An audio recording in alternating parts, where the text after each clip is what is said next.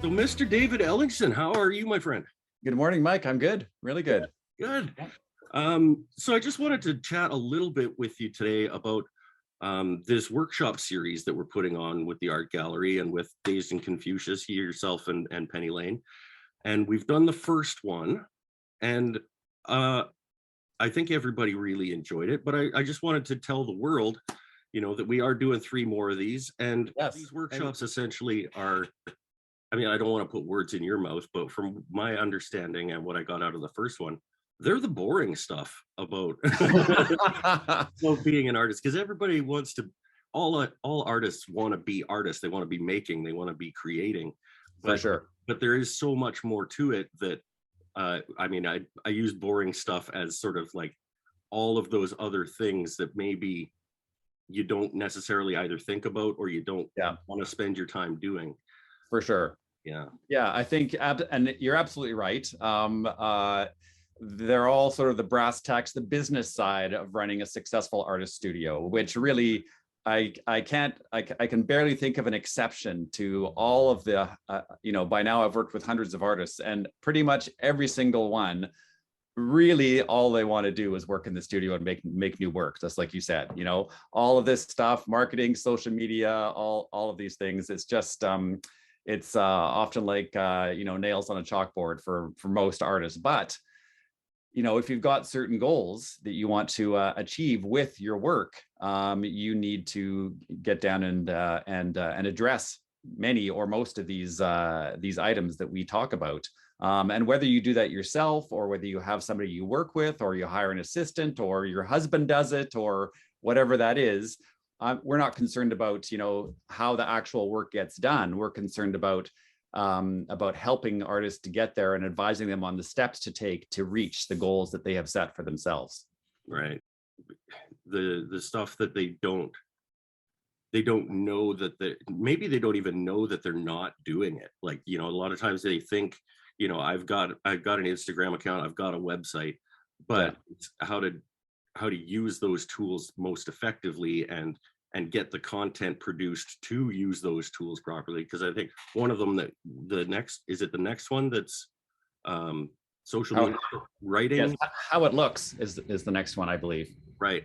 And so that's taking images of your work and how to optimize those images for the different platforms and get them in front of people. And well, really this is how it looks is really about final presentation of work. So it looks at trends in presentation methods, in framing, and all the different materials that are available to artists pretty much in any medium, and how to sequence the work for an exhibition, or for, like you said, for a website, or for a portfolio section, all of those things. That's what it's really looking at. What's the byline is what? Trends and techniques in contemporary framing, hanging, and presentation. So that really sums it up nicely. Right. For the next one there. Right. And then the one after that is the one that I'm thinking about. It's the picture this. Picture this, where you're documenting your work. Yeah. Yes. Yeah. Critically important these days. We talk a lot about helping to communicating your artwork as a tangible object. And so that when people see your work on your website, or in any digital media for that matter, that they immediately understand that this is a framed painting on the wall that they can purchase, or they can put in their art gallery, or they can curate into a museum exhibition. And so we need to be able to create the imagery to communicate that instantly with the imagery, and not tell people, but show them. And so things like reproduction photographs, the ones where it's cropped standard to the edge, those are all, every website has those. But do you have detail photographs or video? Do you have installation photographs or video? Do you have process photographs or video? Because those are the 3 additional elements that really, really, in my opinion, sort of hit a home run in terms of using digital media, your website, social media, all the places that our work is now out in the world, to really communicate the essentials of your work when the person ends up experiencing it in real time in the real world, whether that's coming to a show or coming to your studio or purchasing a piece right off your website and having it shipped to them.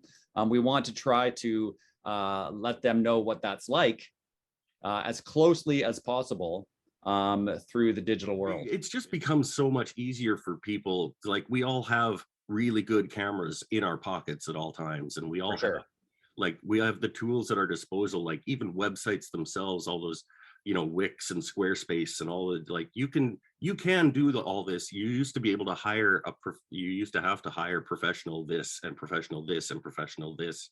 Yeah. Now, you know, it's never been easier as long as you have some guidance. Yes, and time. Yeah. As well, because, you know, this speaks back to your earlier point about always just wanting to get back into the studio, and I think that we do have so many tools available to us, and I think that's also part of an important process in terms of consulting with artists and talking about them in these things in these workshops, is which tools do you choose, because we only have so many hours in a day.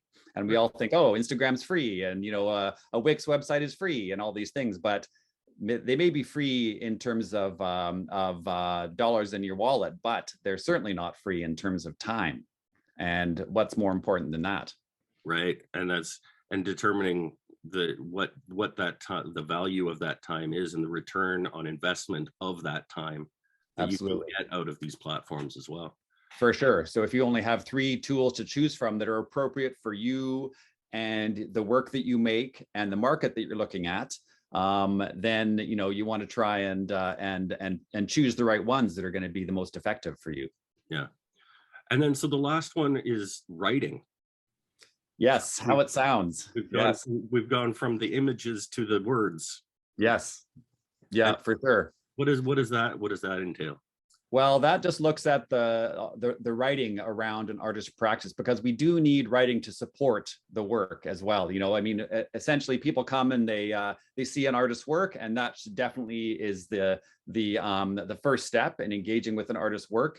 But after that, most people who want to take a further look into the work, and they want to find out why the artist made that project, how they made it, and that comes through the writing. So typically, most artists sort of start with a biography / artist statement, kind of all mashed up into one piece of writing, and then they'll split off what I call a career statement. So a sort of general statement about the work, and then the biography becomes a separate piece of writing. And then the third one is project statements, when you start to do bodies of work, and you have something specific to say around a certain body of work, certain ideas you're working with. So again, this is often something that many artists struggle with. And again, one of those things that is often left to the end, and maybe even passed off to others, or just left off altogether.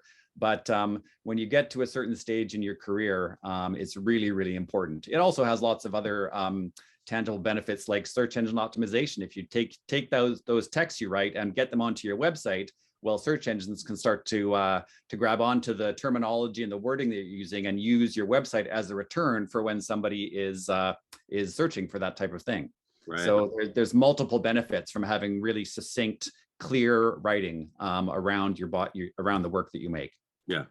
And thanks to our, the art gallery's collaboration with the Campbell River Arts Council in this workshop series, we've managed to put these things on for, I don't even remember what it is. It's $25 a pop or something for these workshops that are. I think it's insanely cheap. Yes. Wait a minute. We're undercharging here, but what are you hoping say somebody can only take one or two of these things? Like I think we had about 24 people register for the first one, and everybody seemed to get a lot out of it, but it was kind of like the overview one of all of the different facets. You were moving one, boom, boom, boom, next down the thing. For sure. And now we're going to dig in a little bit deeper to all of those facets. Yeah. What do you hope that somebody, say they've got $25 to lay down on one of these things, what do you think? And they've picked one. Yeah. What are they going to get back for that $25? Well, you just said boom, boom, boom. There's a whole bunch of, essentially it's, you know, we've only got 90 minutes for these workshops. So essentially it's get your pencil ready and take lots of notes, bullet points all the way through. Yeah.